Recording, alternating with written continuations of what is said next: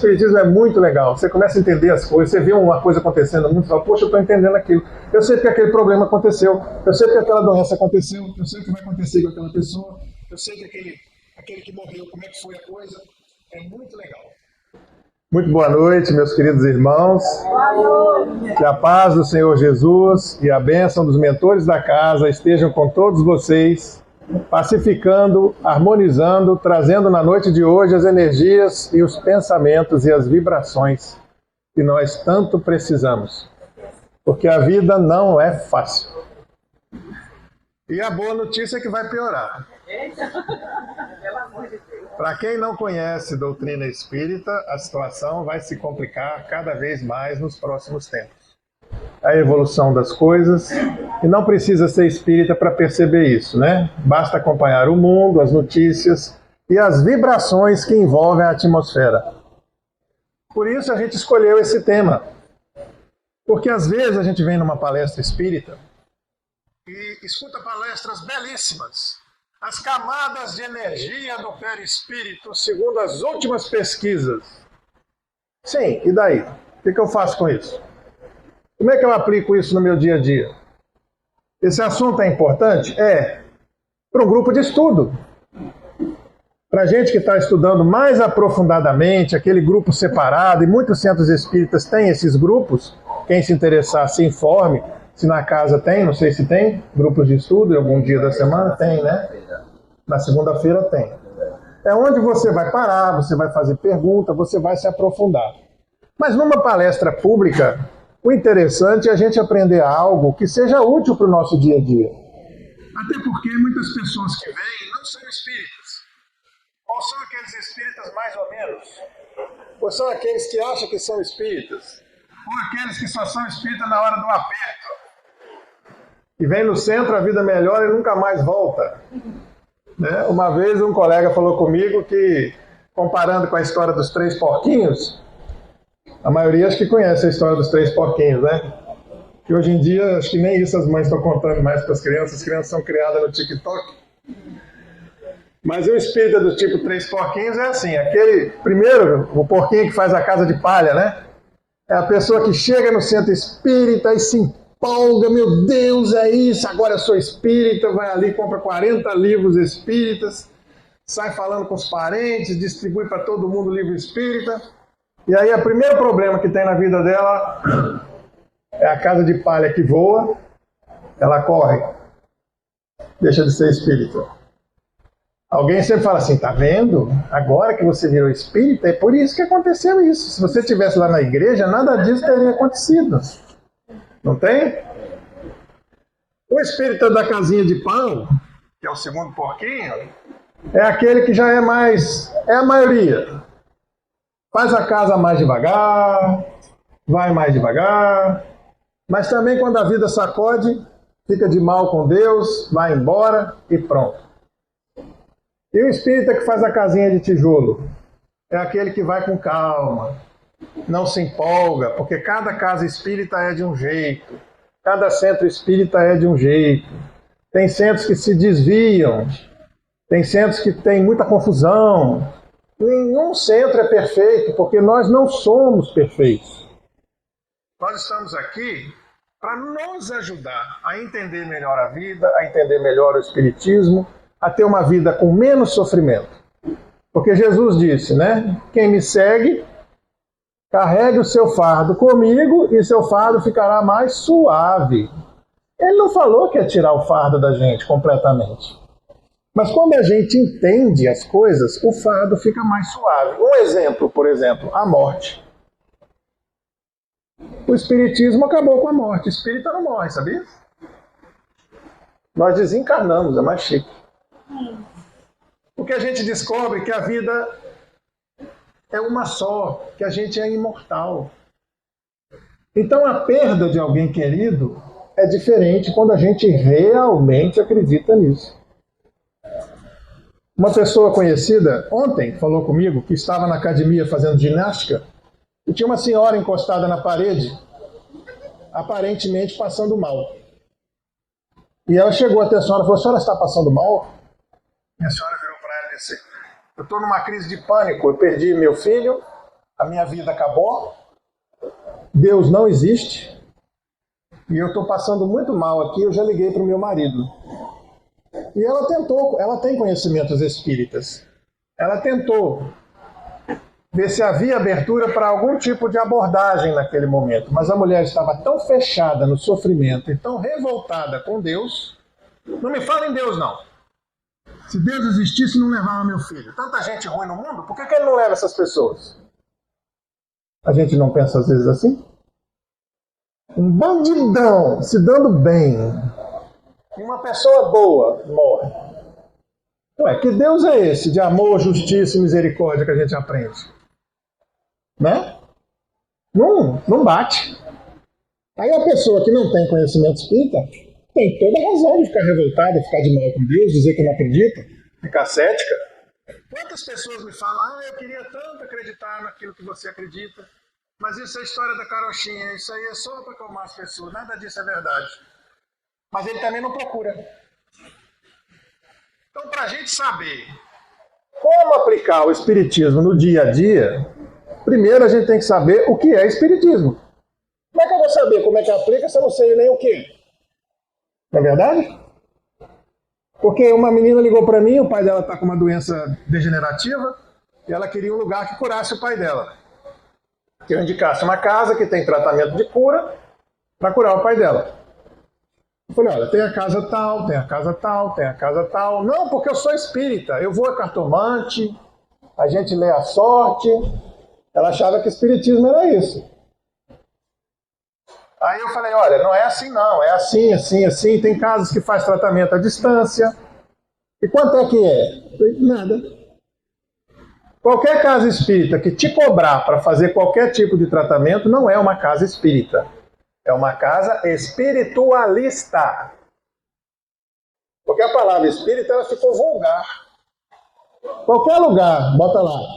Casa, aí bota um nome de santo. Casa São João do Bom Destino. Não é espírita, é espiritualista. Mas parece. Nenhum problema. Deus está em toda parte. Deus não tem religião. Deus gosta de todo mundo, de qualquer cor, de qualquer raça, de qualquer nível social, de qualquer sexo. Ele não tem escolhidos. Quem acha que é preferido e escolhido de Deus está enganado. E vai tomar muito susto quando desencarnar, achando que Jesus vai estar lá recebendo ele. Não vai, não.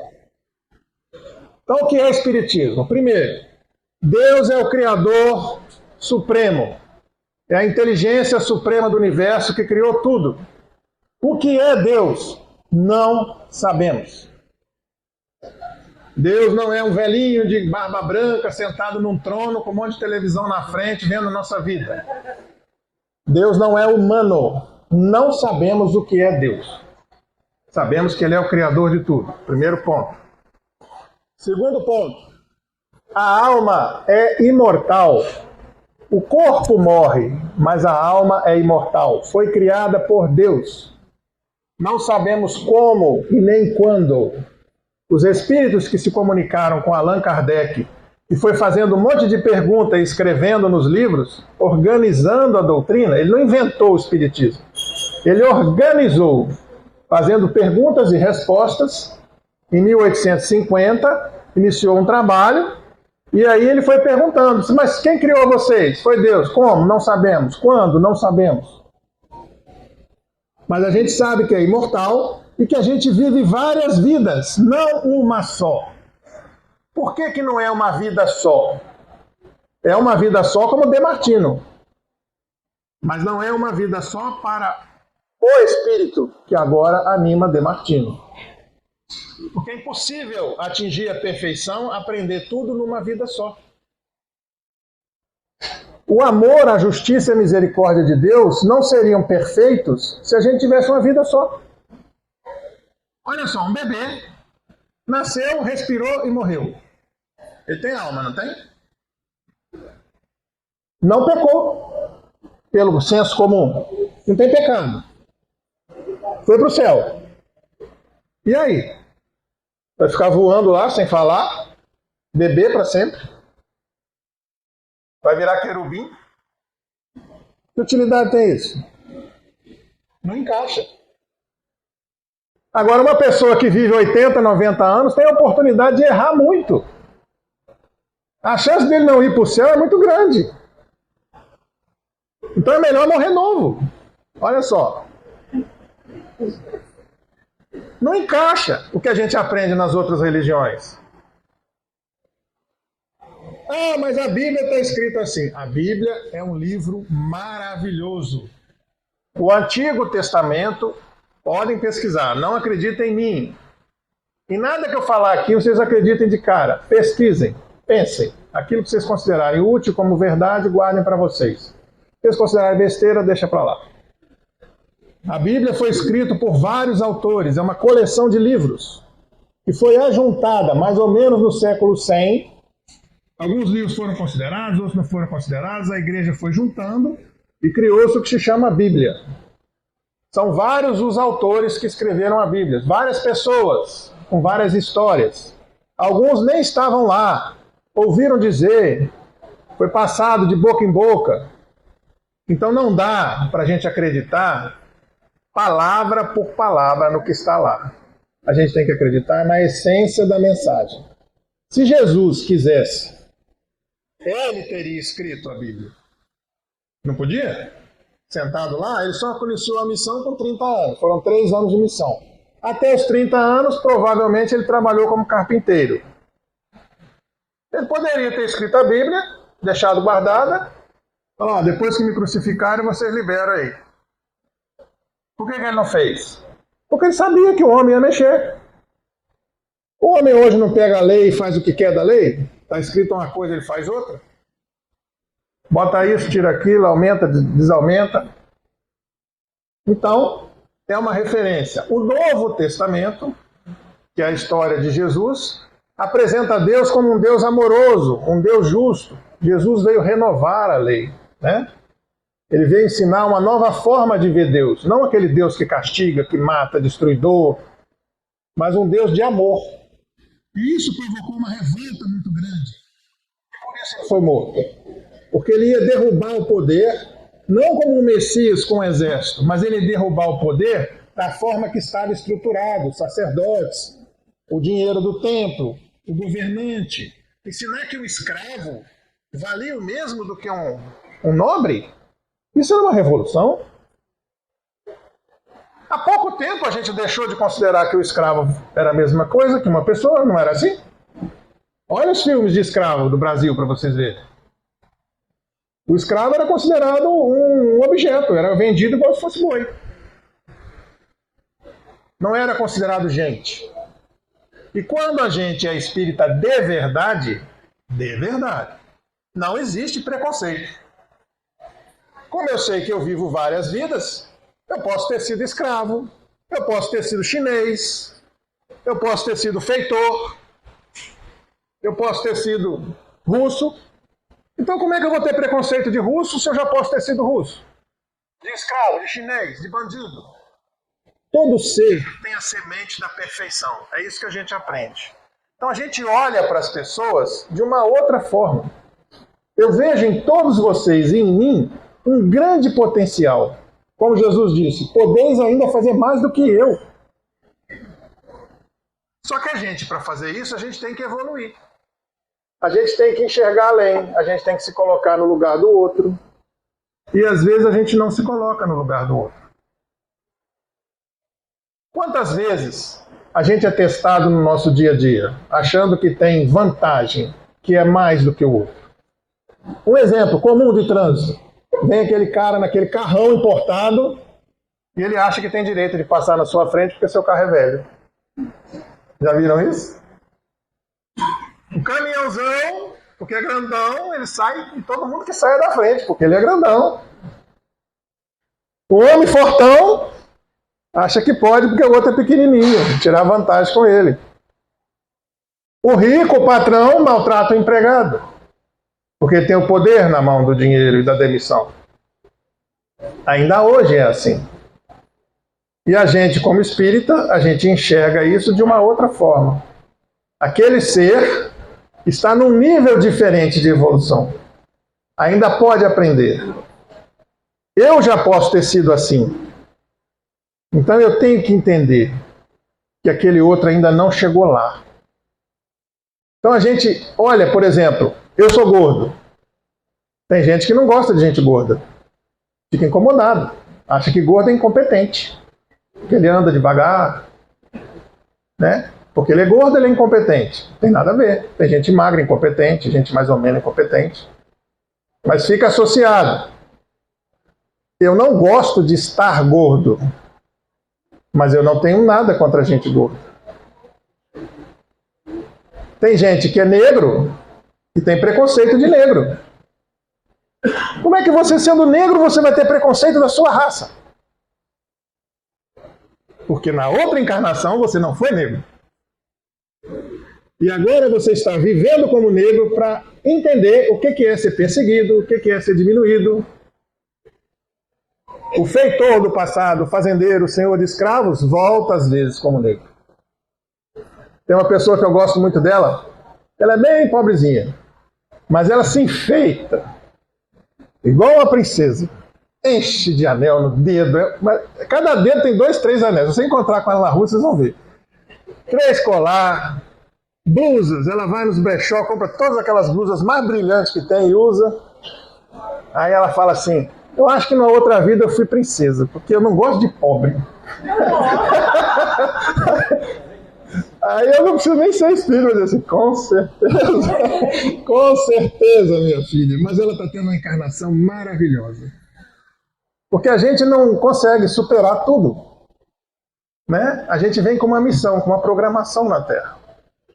Então, ó, Deus existe, somos imortais, vivemos várias vidas. Existem vários mundos habitados. Não é só a Terra que é habitada. Então, nesse universo, mesmo nesse material que nós estamos aqui, que é imenso, se você olhar para o céu, você vai ver bilhões de galáxias, existem planetas habitados. Existe vida lá, de várias formas. E nos mundos invisíveis, existem seres que habitam lá, em várias dimensões diferentes. E uma das dimensões é o mundo espiritual, que na verdade não é uma só, são várias dimensões. Quando você estudar mais, você vai ver que próximo da Terra, que na verdade não é próximo da Terra, é na Terra mesmo, nós temos várias dimensões. O umbral, já viram falar no umbral? Viram aquele filme Nosso Lar? Quem não viu? Aliás, o Netflix lançou o filme de vida do Chico Xavier essa semana. Está liberado lá quem tem Netflix para assistir o filme do Chico Xavier.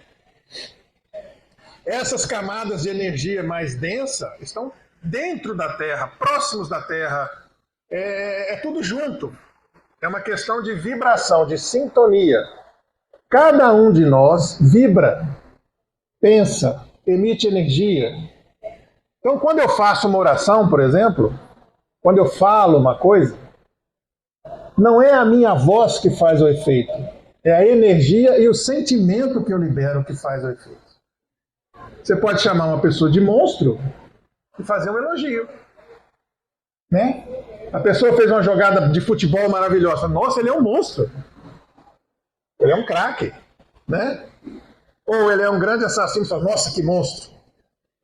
É a mesma palavra, mas a energia é diferente. Então, quando você reza, quando você fala com seu filho qualquer coisa, com seu marido, você joga a energia nele. E essa energia passa por você, dentro do seu corpo, dentro das suas células. E altera você. Se você fica muito tempo triste, muito tempo com ódio, muito tempo com revolta, isso te adoece. Mesmo que você faça com os outros, que você seja agressivo com os outros, essa energia primeiro passa pelo seu corpo e te adoece. Como a gente já teve várias vidas e não uma só, tudo que a gente fez no passado faz parte da nossa história energética. E pode se refletir agora, nesta vida. Ah, mas eu não lembro. Como é que eu posso ter outra vida se eu não lembro? O que existe de pesquisa a esse respeito? Crianças pequenas, de 2, 3 anos de idade, que se lembram espontaneamente de vida passada. Que fala com o pai e com a mãe, que não tem religião, que são evangélicos, que são de outra religião. Mamãe, quando eu era grande, você não fazia isso comigo. Quando eu era grande, eu usava uma roupa assim, assim, assim. A criança se lembra. Tem vários casos assim. Sem ninguém ter falado nada com elas. Tem pessoas que, sobre hipnose, se lembram de vidas passadas. Não falo daquela hipnose fajuta, não. A hipnose induzida. Eu falo da hipnose verdadeira, onde a pessoa faz uma regressão verdadeira. Então, que existem outras vidas, para mim não tem dúvida nenhuma. Mas se você está em dúvida, pesquisa a respeito, para que você tenha certeza disso. E o que você faz altera a sua energia, traz uma carga para você. E essa carga vai só sumir quando você mudar a sua energia. Enquanto você tiver a mesma energia, mas eu queria tanto saber quem eu fui numa vida passada, né? Não queira não, como ele falou, não queira não. Porque esse é a melhor versão de você. A vida anterior, você era uma pessoa muito pior. Nossa, É só saber o que você pensa, que você vai ter uma ideia do que você foi. Você viu aquela carteira no chão assim e ficou com vontade de ficar com ela? Você é ladrão. Só que você se segurou. Você viu passar um ramo de saia, um ramo de calça e ficou com vontade de ir atrás? Você é infiel. Só que você segurou. Nós carregamos todas as inclinações do passado. Se acontece uma coisa e você nem tchau para aquilo já foi superado. Uma pessoa te oferece suborno e você nem passou pela sua cabeça de quanto era, você superou aquilo. Mas se você pensou, você ainda está lidando com aquela situação. Uma vez eu perguntei para uma pessoa que estava fazendo entrevista de emprego, ela reclamando que o pessoal era corrupto, que não sei o quê, que o pessoal se vendia, que brasileiro gosta de falar mal de brasileiro, né? Que brasileiro é isso, brasileiro é aquilo, não sei o quê. Você tem razão. Que o pessoal cola na prova, que o pessoal arruma vaga, que amigo indica amigo. Eu falei, mas e se a pessoa aí da entrevista aí pedisse você um agrado, assim, um cordão, um transilim, o pessoal chama de transilim, né? Transilim é um cordão de bijuteria, não é isso? E aqui pode ser de ouro também? Pensei que era só bijuteria mais refinada. Aí eu dava o transilim para conseguir emprego do meu filho. Olha só. Os outros ser corrupto tá errado, mas ela ser corrupta tá certo. Então é complicado. Porque a gente não pode apontar para o outro. Porque a Raul Teixeira falava isso, eu gosto, né? Quando a gente aponta para alguém assim, tem 3 dedos apontando para a gente. E um Deus que está vendo tudo. Ó. Então eu não posso apontar para ninguém, porque eu não sou perfeito. Agora também eu não posso aceitar qualquer coisa. Tudo tem o seu limite. Então eu sou imortal. Tenho várias vidas. E eu não me lembro. Por que eu não me lembro das outras vidas? Porque você precisa acertar nessa. Então eu vou na cigana para ela dizer tudo que eu tenho que fazer nessa vida. Não adianta. Mesmo que a cigana tivesse esse poder, e a maioria não tem, são espíritos enganadores, não a cigana, mas os que estão com a cigana, ele vai te dar um manual e você não vai agir de verdade. Se disser assim, olha, você tem que se acertar com seu marido é um estrupício, apronta todas. Você veio nessa vida para ajudar seu marido a se acertar. Aí você vai ficar, é isso que eu tenho que fazer, eu vou aguentar qualquer coisa. Deixa comigo. Ele te bate, você acha certo. Você fica só assim, eu vou aguentar até o fim. Pode aprontar, danada. Eu fui na cigana, ela falou que eu tenho que te aguentar.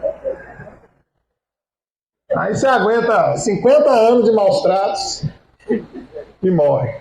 Aí chega no céu toda feliz. Beleza, né? Cadê Jesus aí? Jesus, eu consegui, hein?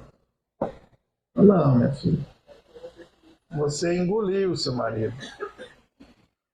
Você não alterou nada, nem o seu jeito, nem o jeito dele. E não era nem para você alterar ele, era para você alterar o seu jeito. Porque a gente não consegue mudar o outro. Você pode ser um exemplo, você pode ser uma referência, você pode ser uma página viva do Evangelho pelo jeito que você trabalha, o que você faz. Mas é só isso. Você pode aconselhar, vê os seus filhos. Quem tem filhos, né? Quem tem irmão, quem tem família. Quantas vezes você dá um conselho excelente e a pessoa nem aí. Né? Você avisa, vai acontecer isso, não vai para esse lugar, não vai para esse lugar, vai dar errado.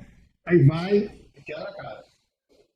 Aí você chega, tá vendo? Eu falei. Aí você se vinga, né?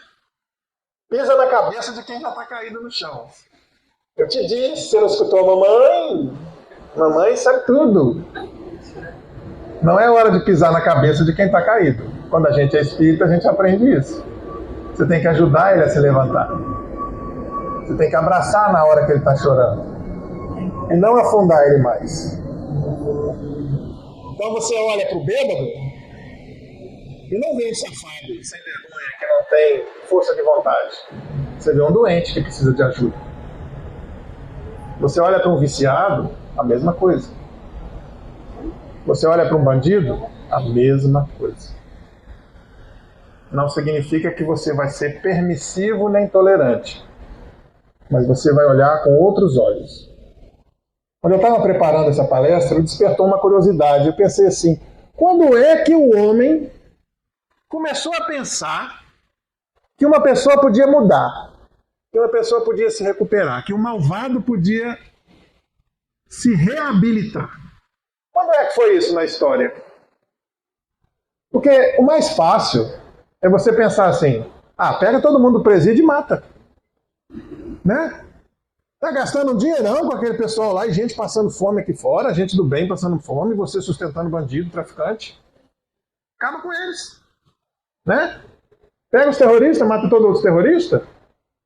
É o pensamento mais simples. Aí tive essa curiosidade, né? Quando é que o homem começou a pensar que alguém podia mudar de ideia? Que uma pessoa do mal podia ser do bem. Gente, foi só no século XIII. Foi em torno do ano 1200 que começou a mudar esse pensamento, porque antigamente a prisão era temporária. As punições do passado eram morte. Aprontou pouco, apanhava. Ou era mutilado, cortavam a mão, cortavam o braço, para não fazer de novo. Ou ficava temporariamente na prisão até ser executado. Ou ia para aquelas prisões que era morte certa, só sujeira. A partir do século XIII, no ano de 1200 mais ou menos, surgiu o iluminismo, um novo pensamento, e começaram a pensar que talvez aquelas pessoas presas pudessem mudar de ideia, pudessem ser recuperadas. E aí começou a ideia da reabilitação. Olha como isso é recente. E hoje ainda tem gente que pensa igual no 300 antes de Cristo, né? E às vezes a gente pensa quando a gente vê um crime muito bárbaro. Mas aí a gente tem que lembrar que é espírita. E quando você é espírita, você volta à calma mais rápido. Você se aborrece. Mas você, eu não posso fazer isso.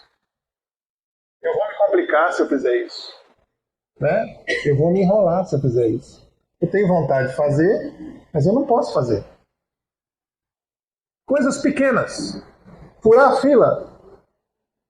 Ninguém vai ver. Mas eu não posso fazer isso. Por que eu vou passar na frente das pessoas? A dor dela, a vez dela é tão importante quanto a minha. Pessoas que acabam relacionamento. Quantas pessoas às vezes vêm atendimento fraterno? Tem atendimento fraterno aqui? Qual é o dia de atendimento fraterno? Terça tarde, quarta noite. Atendimento fraterno é onde você vem e você fala uma entrevista com os seus problemas e o pessoal vai ver o que pode ser feito para lhe ajudar. Mas às vezes a pessoa vem no atendimento fraterno, tinha um colega que ele era cadeirante. E ele fazia atendimento das pessoas. E chegou uma menina de 15 anos, linda, perfeita, querendo morrer, porque o namorado terminou com ela. Que a vida dela acabou. Ele era a última tampa de garrafa de Coca-Cola do mundo, aquele rapaz, né? Devia ser, né?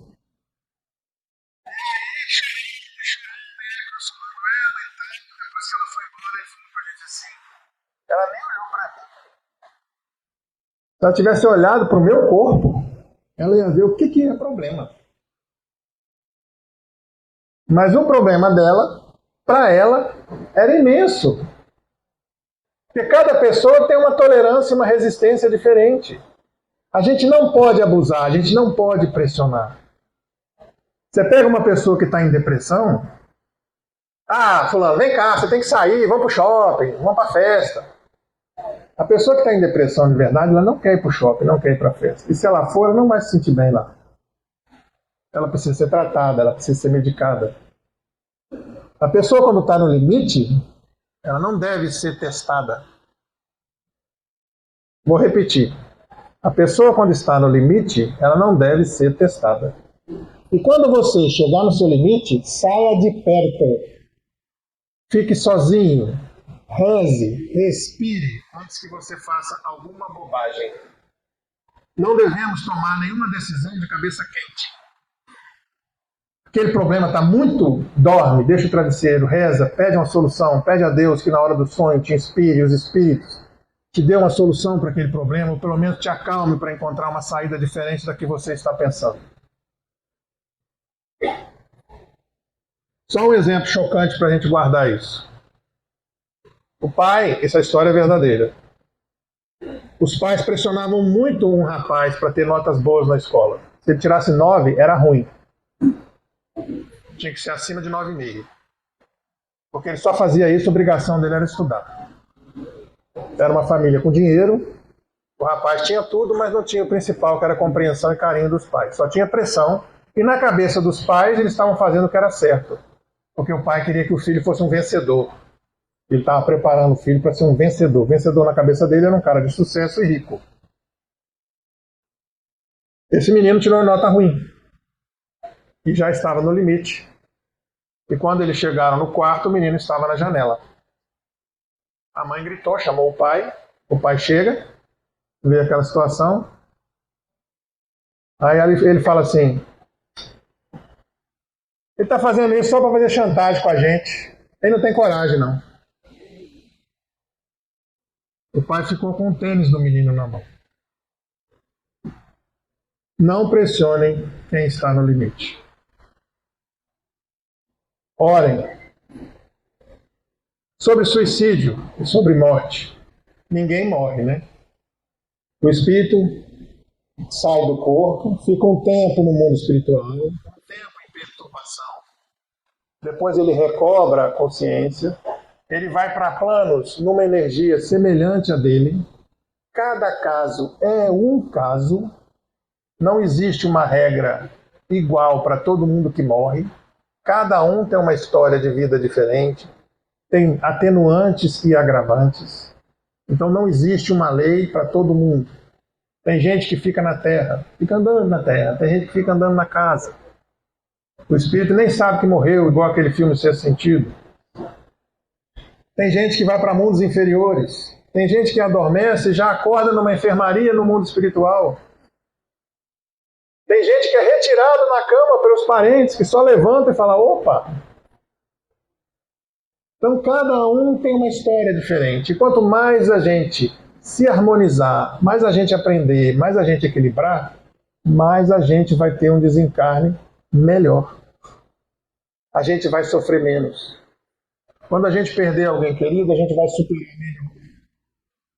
A gente vai entender que não pode deixar a casa, o guarda-roupa cheio, o quarto do mesmo jeito que era, como se a pessoa fosse voltar, botar um prato na mesa como se a pessoa fosse chegar a qualquer momento.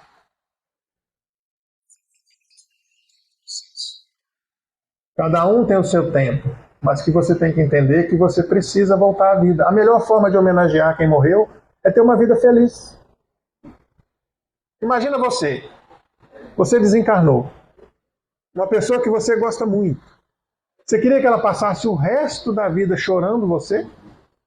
Que egoísmo! Você quer que ela seja feliz. E você, quando é espírita, você vai aprender a fazer uso dos seus recursos. Você vai aprender que não precisa de tanta coisa. Aqueles 40 pares de sapato que estão lá no seu guarda-roupa, que está na caixa, que você nem tirou ainda.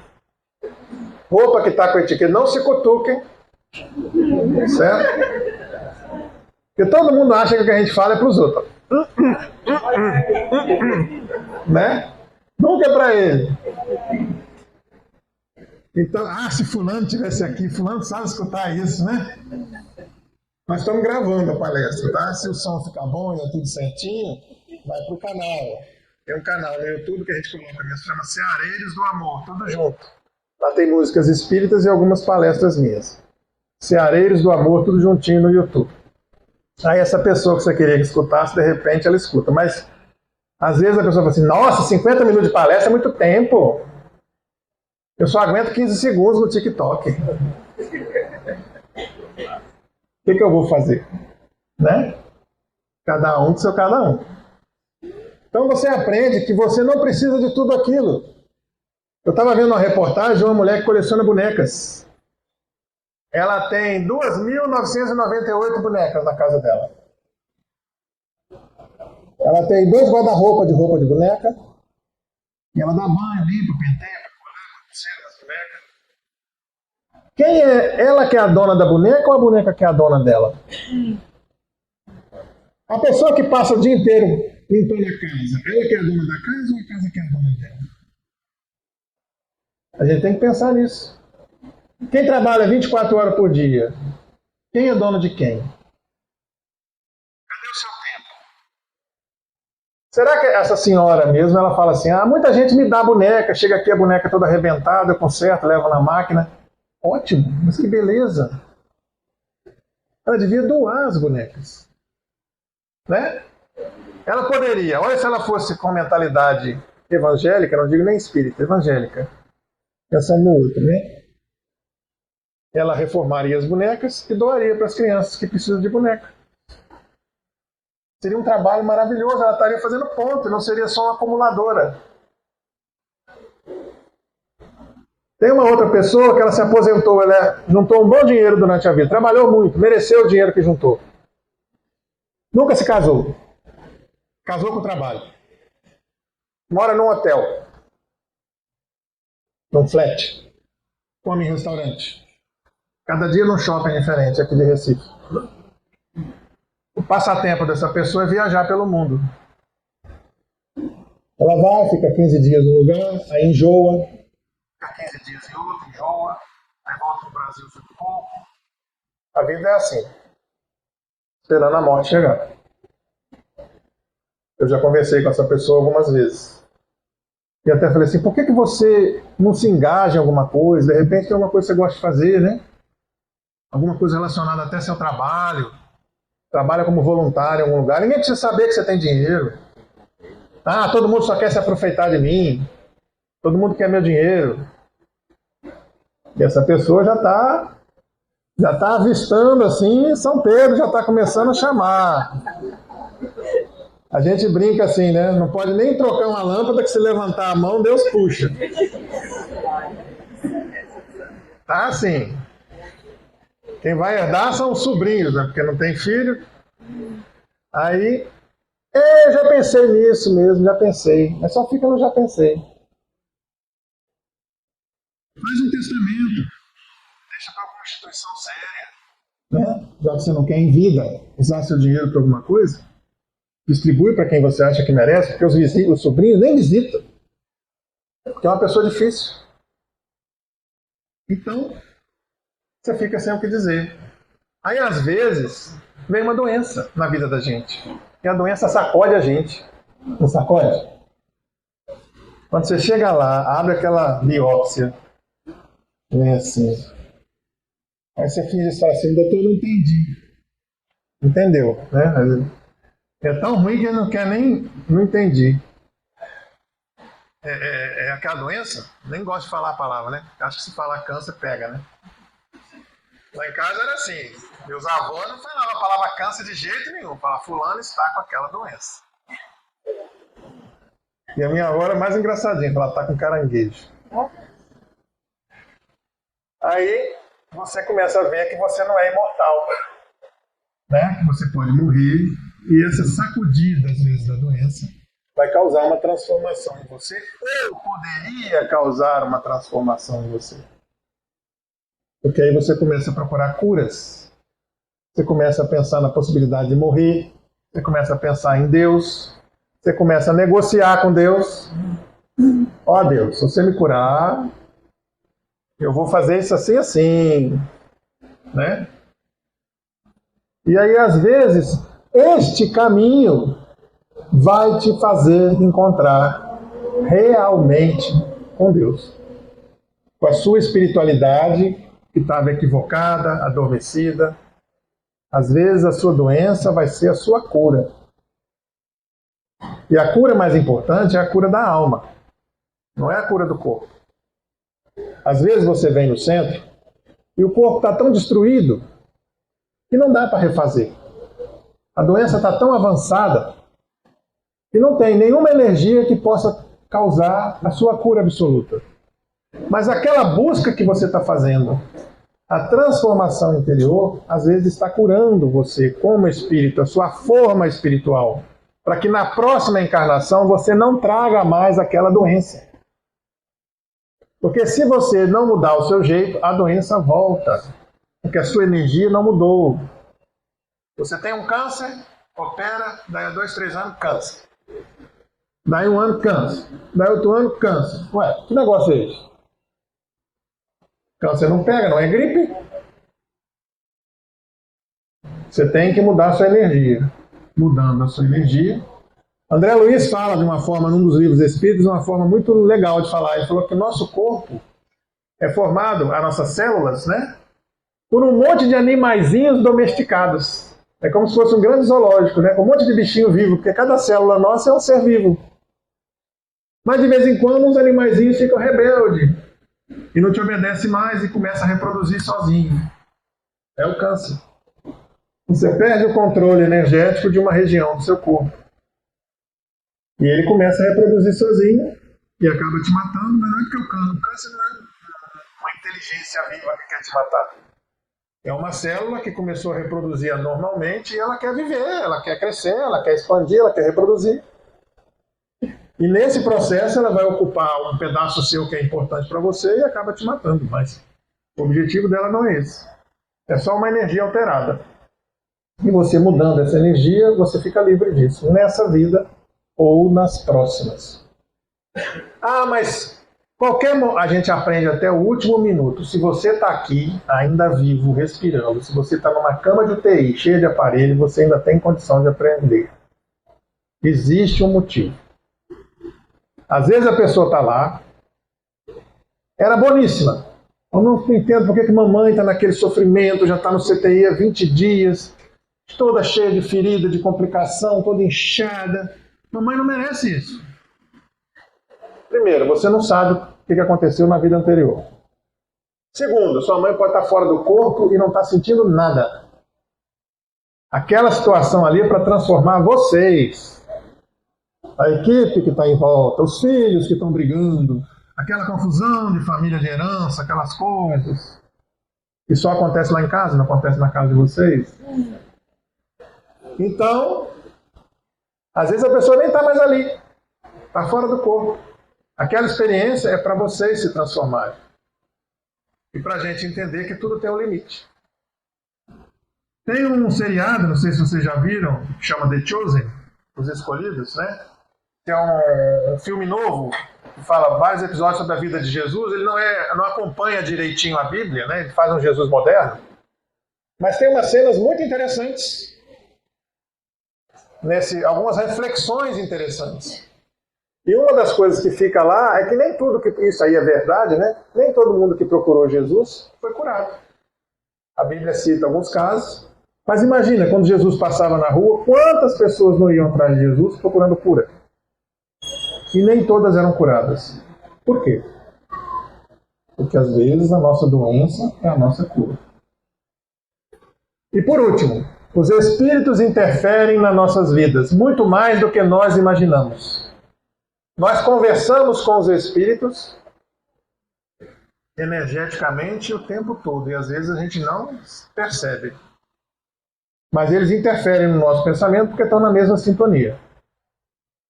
Se você começa a ter um pensamento de um tipo só, você atrai para você espíritos que têm aquele mesmo pensamento.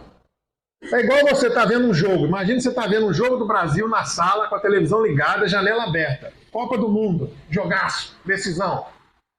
Aí tá lá, Brasil, galera! Aí quem tá passando na rua e gosta de futebol, escuta aquele som, chega tudo na sua janela para ver o jogo. Não é assim? É assim que os espíritos são. O seu pensamento é igual se estivesse gritando: Brasil, Brasil, assassinato, assassinato, bebida, bebida, sexo, sexo, isso. E os espíritos que estão ali, ó, são atraídos. Tristeza, suicídio, são atraídos para você. Pelo seu pensamento. Mudando o seu pensamento, mudam suas companhias. Mamãe, vovó, titia não falava: meu filho, anda com gente melhor ou igual que você. Não é assim? Quem anda como cego dorme de cabeça para baixo. Às vezes a pessoa é comportada. Vai no jogo do esporte, vira um bicho dentro do estádio. Sai lá fora é um santo, parece que tem até uma luz na cabeça, mas lá dentro, o que é isso? A energia, a psicosfera do lugar. Ele entrou naquela energia e alterou-se. Se você sabe que isso acontece com você, não vá nesse lugar. Se o seu fraco é bebida, corre de bebida. Vai no churrasco de família, que todo mundo vai, você não ficar fora. Quando a bebida começar a falar, você sai fora. Porque tem, né? Não é assim? Começa bem. Você chega no churrasco com fome, ninguém acendeu o fogo ainda. Então é bom almoçar antes. Você vai lá só para socializar. Porque o povo da birita não quer nem saber, né? De dar comida. Já começaram cedo lá, tá? As garrafas tudo no chão. Aí você chega, faz o seu social, quando começar as bebidas, aquela conversa chata, aquela confusão, você fala: gente, tem que ir, tem um compromisso, tá louco? Pronto. Você não se envolveu. Então fujam daquelas tentações, você tem que se conhecer, fugir das tentações e procurar aprender. Essa palestra aqui é só uma gotinha para tentar despertar vocês para procurar mais, para entender melhor a vida e sofrer menos. Porque é isso que a gente está fazendo aqui. Isso aqui é uma escola. Cada um de nós está numa série da escola e nós vamos passar por várias provas. Tem prova que a gente vai ser reprovado, tem prova que a gente vai passar com nota 5, tem prova que vai passar melhor. E qual é o grande objetivo?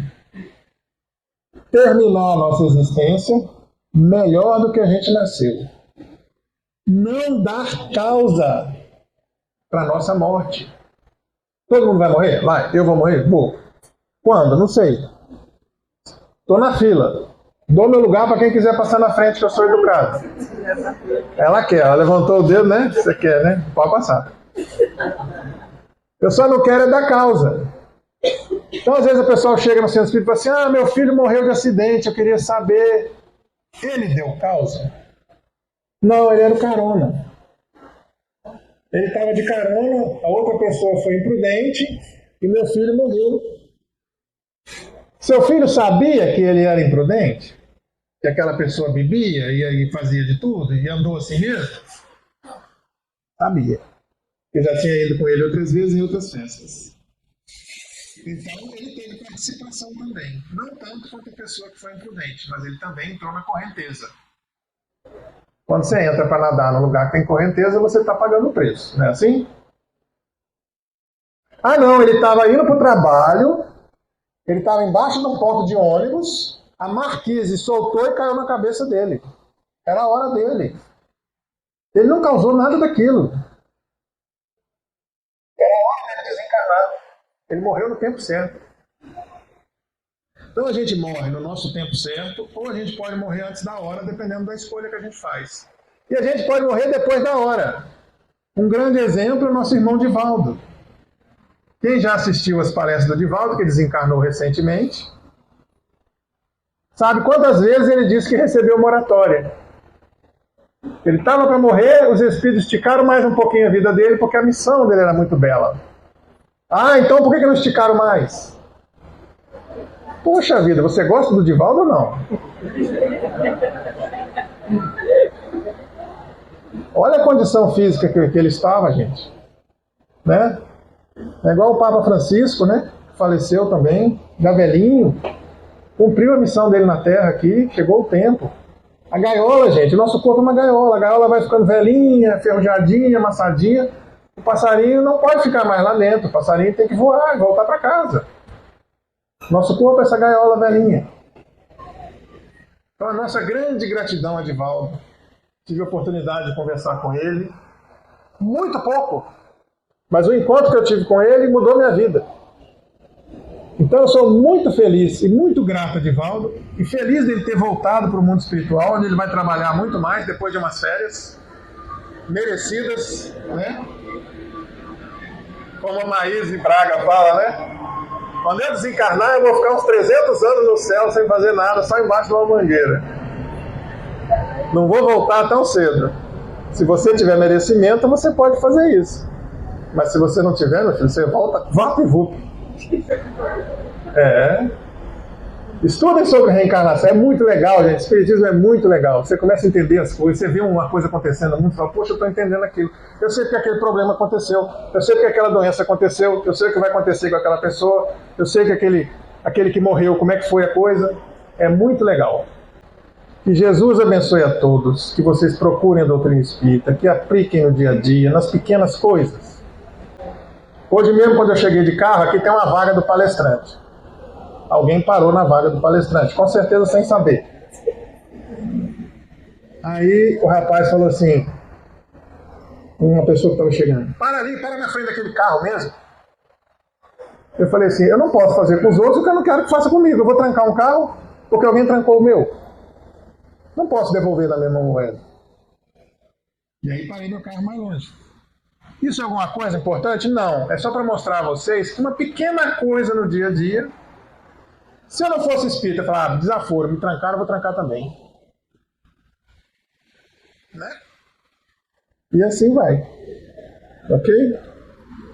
Que Deus abençoe a todos. Com paz, justiça e misericórdia. O Pai não nos abandona nunca. Tá? A lei de Deus está sobre nós, o amor de Deus está sobre todos vocês. No maior sofrimento da sua vida, Deus não esqueceu de você. Não se revolte, só procure entender como é que as leis do universo funcionam. E sua vida vai ser bem mais leve.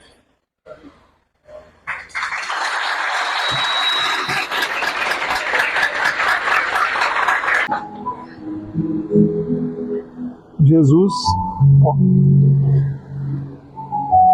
amigo, mestre querido, governador do planeta, é com grande alegria, Senhor Jesus, que vos pedimos.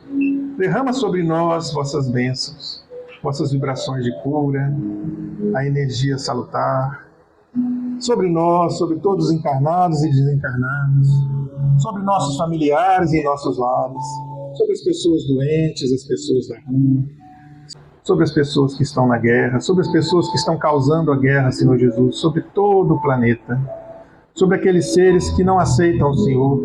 Derrama o seu amor, Senhor Jesus, porque nós sabemos que todos um dia seremos anjos. Nossa grande gratidão ao irmão Divaldo e a todos os espíritos que nos acompanham nessa casa e em todas as casas do trabalho do bem. Que possamos sair daqui animados a começar o nosso dia amanhã de uma forma melhor e diferente. Que Jesus abençoe a todos, hoje e sempre.